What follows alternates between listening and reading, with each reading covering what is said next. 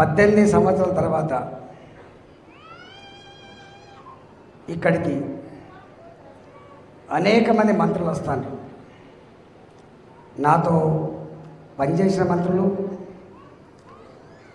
మధ్యలో ఇతర పార్టీ నుంచి వచ్చిన మంత్రులు కూడా వస్తూ ఉన్నారు.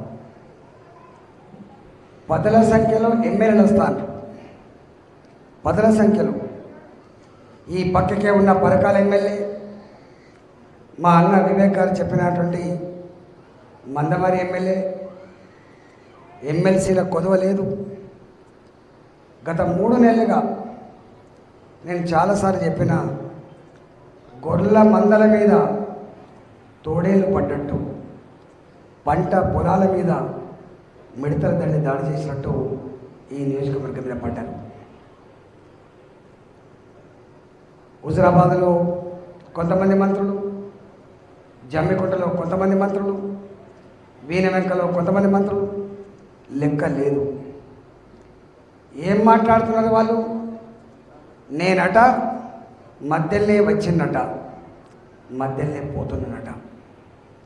నేను అడుగుతా ఉన్నా, నాతో పాటు 18 సంవత్సరాలు, ఇంకో సంవత్సరం ఎక్కువ పని చేయొచ్చు ఆయన, మా మిత్రుడు హరీష్ గారు. నేను 18 ఏళ్ళు పనిచేస్తే నువ్వు 18.5 సంవత్సరాలు పనిచేస్తుండొచ్చు, 19 సంవత్సరాలు పనిచేస్తుండొచ్చు. కానీ నీవన్న మాట తెలంగాణ ప్రజలు సిగ్గుతో తలదించుకుంటున్న, గుర్తుపెట్టుకో. 18 సంవత్సరాలు పనిచేసిన నేను మధ్యలో వచ్చి మధ్యలో ఎట్లా పోయినవైనా ఇతరులు చెప్పమని చెప్పుకోరుతున్నాను. రెండవది, ఈ నియోజకవర్గంలో ఏమీ అభివృద్ధి చేయలేదట. ఇంతకంటే పచ్చి అబద్ధం ఇంకేమైనా ఉందా? అంటే వీళ్ళు ఎట్లా అబద్ధాలు ప్రచారం చేస్తారో ఇలా అర్థమైపోయింది. ఎంత నీచానికి ఒడిగడతారో అర్థమైపోయింది. వీళ్ళెంత అబద్ధాల కోరులో ఇవాళ అర్థమైపోయింది. మీకు దమ్ముంటే నువ్వు ఆర్థిక మంత్రిగా పనిచేస్తున్నావు, నీ దగ్గర గవర్నమెంట్ లెక్కలు ఉన్నాయి. నీ నియోజకవర్గంలో ఎన్ని వందల కోట్ల రూపాయలు శాంక్షన్ అయినాయి, నా హుజురాబాద్లో ఎన్ని వందల కోట్ల రూపాయలు శాంక్షన్ అయినాయి, బహిరంగ చర్చకు వస్తామా అని చెప్పి సవాల్ చేస్తున్నాడు. ఇక్కడ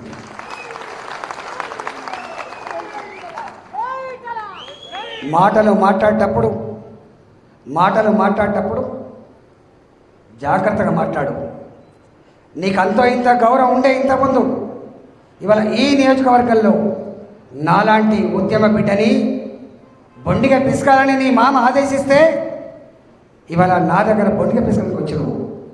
కానీ నీ బొండిగా కూడా ఎదురు ఒకరు నడిపిస్తున్న విషయం మరి మర్చిపోకని చెప్పి హెచ్చరిస్తావు. మర్చిపోకు హరీష్ రావు, మర్చిపోకు. నువ్వు నాకు మాత్రమే అవమానం జరగలేదు, నేను మాత్రమే కన్నీళ్లు పెట్టుకోలే.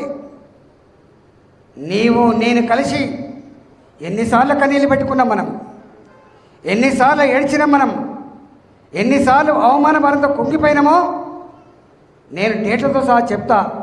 సందర్భం వచ్చినప్పుడు మాత్రమే చెప్తా. ఇప్పుడు చెప్పా.